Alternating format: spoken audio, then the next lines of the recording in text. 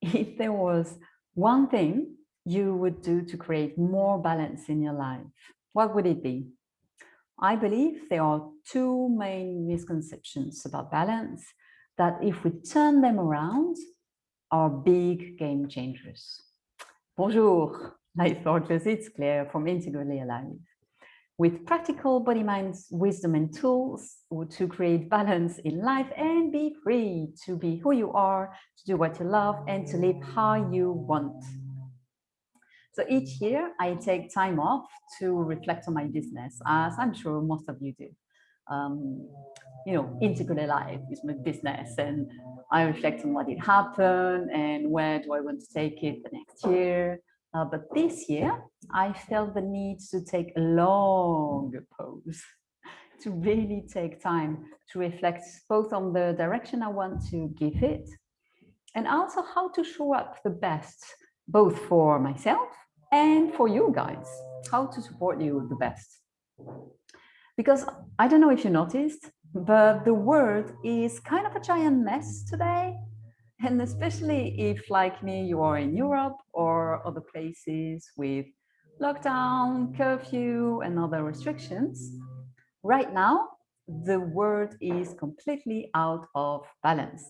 So in these conditions, feeling alive from the inside out, my motto, it feels both challenging and absolutely more than ever needed. And I believe something that helps a lot in feeling alive is balance in our life. So let's get to it. Two main things. First, balance is often thought as the middle point between two polarities that we oppose, like rest and action, emotions and intellect, plan and realize, relaxing and stressing. So we think of it as the middle point, like I want to stay here and I want to reach that point and stay here. I have a very different point of view on that, and I believe this is more than staying there. It's the flexibility to go back to the center smoothly without going too deep on one or the other extreme. So the thing is, usually we are out of center, we go into one or the other, and for some reason, we just feel like we need to go very deep before course correcting. What if when we see ourselves going, I don't know, let's say between rest and action, for example, we work and we work a little bit more and more and more and more, and we can feel we are getting more and more tired. We can feel we need rest, but for some reason, we just think ourselves into, no, I need to finish that because I need to do it because, and we reach a point where we don't have the choice and we kind of collapse and need to rest. And in some case, I know, for days, like I literally heard about a friend of a friend that needs to sleep for 2 or 3 days every month because she goes like, nah, working like crazy and crash. Rest like crazy and work like crazy and work like crazy. So we go into these kind of roller coaster motions from one extreme to the other. So what if instead we know the home base and we know we can stay here, like we can course correct. So not so much a definitive state we want to like achieve once and for all, not something we reach, but something we do after moment after moment. A movement, a kind of a coming back home. I like to see it as a rhythm between these two polarities. So first thing is the rhythm. We have these two polarities: action, rest, joy and sadness, plan, execution, health and sickness, safety, freedom. And we can remember these are not, I mean, it's not a switch between one or the other. It's not like, now I'm resting, now I'm fully in action, now I'm fully resting, now I'm fully in action. There is a spectrum in between those. So where is my home base. It might not be yours, it might not be Bob's one, it might my home base. Where do I want to spend most of my time between those two polarities? This is the home base I want to get back to. So I need to know it. And then I need to feel when I'm leaving it so I can course correct more quicker. So instead of a roller coaster, it's a kind of gentle wave, like like an Hawaiian dance of some sort, right? Much more relaxed, much more smooth. And then the other thing is these polarities, often we see them as opposites. And like they cannot collaborate, they cannot be together. Like, I don't know, we have areas in our life like this, and again, work is often a big one, like work and family, work and health, or it could be family and friends, emotions and intellect, spirituality and money. What about that one? Huh? So these two, oh no, it's completely like more enemies and opposites, and they cannot. Hey, relax, Max, relax.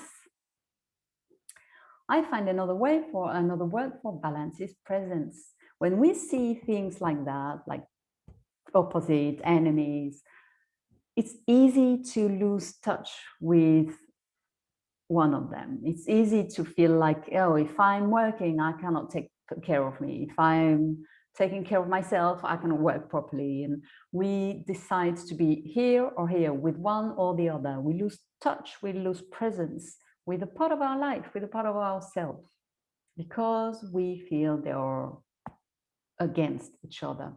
Truth is, all areas in our life are connected. They are affected by each other. So instead of making them compete, why not make them collaborate?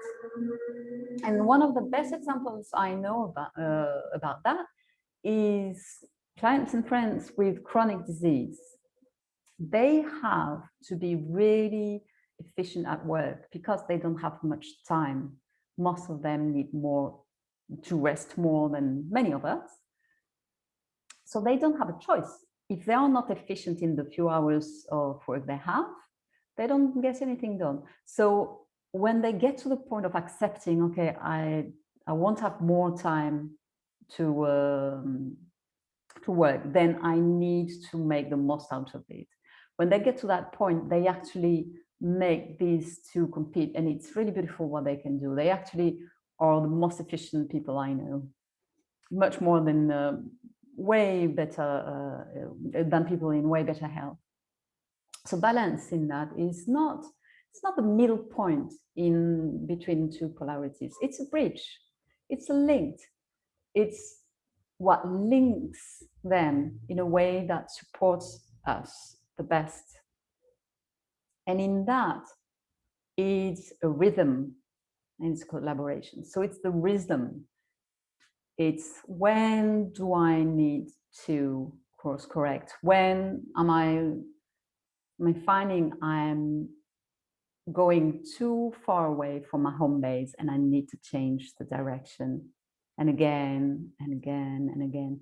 And we all have a personal reason in that. And this link between them, this balance, this bridge is all different for them. And I like to think about it as finding our own pulse, you know, something that is rhythm, that is regular, that is always coming back to base. It's up and it's down, and it's up and it's down. It's always moving, but it has a range.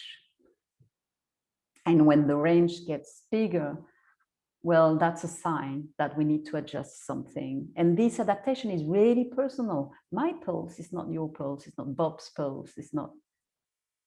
It's highly personal. So it's our own rhythm. And it's something that we have inside. It's not something that is coming from outside. It can be changed and we can adapt it to the situation outside. Talk about me. Like, talk about it right now, right? But in the end, it comes from the inside. It's inside out. And it lets you do what you want, what you need, which again will be different from everyone.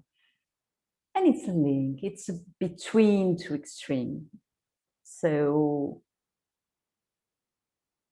there's a kind of smoothness, smooth movement in it. So how can you apply this in your life? What are two areas in your life that are competing with each other? Maybe it's something you do, like your professional life, your relationships, your self-care. It might be something you embody, like your physical health, your emotions, your spirituality. Which one do you struggle most to stay present to connect with? What would it change for you if you could stay connected to this area, to this part of your life, of yourself? What would it change daily? What would it change for people around you? What is the part you feel competing the most with it? And how can it be turned into an ally instead? How could they be friends? How could they nourish one another? And what can you try to explore and find the pulse that links them together and find your own rhythm? That's it for today. Thanks for being here. Thanks, Tom. I really appreciate you taking the time to be here. And in these troubled times, I wish you to stay safe and happy. And as usual, drop your comments and questions, on Facebook, on Instagram, on LinkedIn. I love these conversations and I always reply.